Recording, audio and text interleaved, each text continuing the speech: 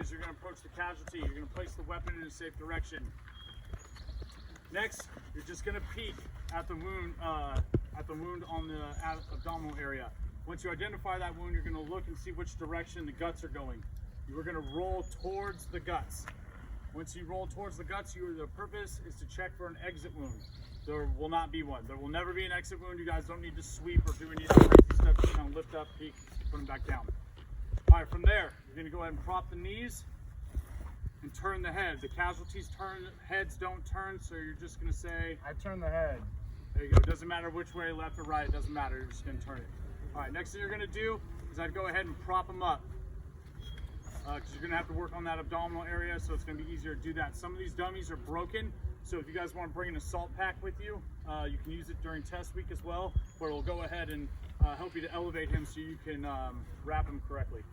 Once you propped him up, now you're going to go ahead and completely expose the wound. So you'll undo the flick, undo the blouse, and expose the wound. Next, you're going to grab your first bandage. It's going to be the dry acrylics bandage. You are going to carefully scoop the guts up. You guys aren't pinching, grabbing with your bare hands, picking out any debris out of it. You're not doing any of that. You're just going to gently scoop them up to the midsection of his abdominal area. Once you do that, you're going to go ahead and grab your Israeli bandage. The Israeli bandage is your first moistened bandage. So you're going to grab the saline and moisten the sterile white portion. Do not touch the sterile white portion. And the sterile white portion must completely cover the guts as well as the wound. Now see this square portion here on the top? That whole gray square portion here? That whole portion needs to be covered. So the only thing you see when you guys are finished is that running end of the Israeli bandage. You're going to wrap right over the friction bar. You're not going to use it. You're going to wrap right over it with some sort of method going from either bottom to top or top to bottom. Once you've wrapped it, you're going to go ahead and secure it on the sides of the casualty. You're not going to do it on top. You're not going to do it on the back. It's going to be right here on the side. All right, once you've done that, you're going to go ahead and dress it up, making sure that, again, everything is covered. It's okay if it looks messy when you do it, but when you dress it up when you're done, that's gonna help you out a lot. All right, now that that's covered, we're going to go ahead and treat for shock. When we treat for shock, we're going to work our way from the head down to the boots. So we're going to walk through that right now. So you're going to go ahead and take the helmet off. You're going to loosen up the cuffs and the sleeves of the blouse, pull them up. You're going to undo the belt and the button on the pants. You're going to go ahead and unblouse the pants and loosen the boots. At some point during treating for shock, we are going to give you the prompt. The casualty is making vomiting sounds. You will go ahead and then put the casualty on his side. At this point, it might be a good time to move your bag that you have propping him up, if you have one, out of the way. Once the casualty has stopped, you're going to go ahead and place the casualty flat on his back, putting him in the supine position, reflexing his knees. And then since you move the casualty, you're going to want to check the bandage. No matter how far you guys get when you're treating for shock, so say you just get to the helmet, as soon as we prompt you and say the casualty's making vomiting sounds, you flip them, casualty is stopped, flip them back on his back. Once you elevate the knees and check the bandage, you do not have to continue treating for shock. So once that prompt occurs, there's no more treating for shock after that. All right, so now that he's checked the bandage, we're gonna move on to the eye. The very first thing you guys wanna do is close the affected eyelid. It's just a notional close. You can just swipe your finger down.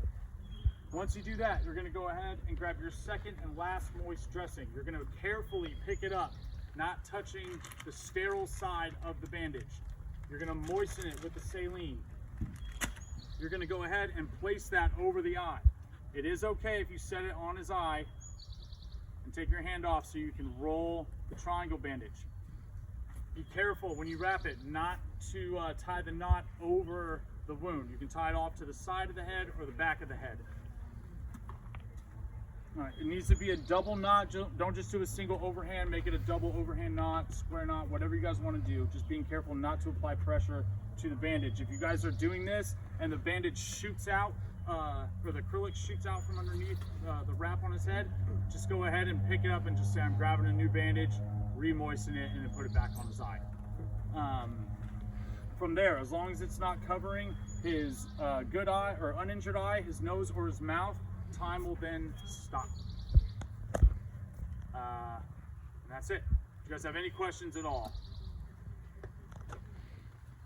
What's the time standard? So you guys have 7 minutes, my apologies. You guys have 7 minutes to complete the task. Generally, it's between like 3 minutes and 30 seconds to like 5:30. So you're not gonna run out of time. If you're wrapping the casualty and that bandage comes undone, the Israeli, and like the running end goes rolling down the hill, take your time, roll it back up. You guys have plenty of time. You're not gonna have to worry about that. Anything else at all? So we're not worried about the treat injury eyeball, treat extrusion, or treat protruding Yes, eyes. so you are going to completely ignore steps 7, 8, and 9. We are stopping at 6. Alright, and make sure you guys have your fucking books out. You guys need to write down all these little nuances that we say that's not in the books, right? So property and casualty after step 2, alright?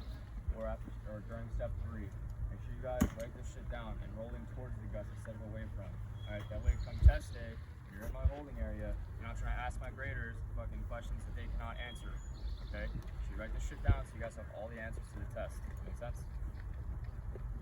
Alright, you got 2 casualties over there, 1 casualty here, and a couple casualties back there under that canopy. Spread out, graders be walking around, help everybody out.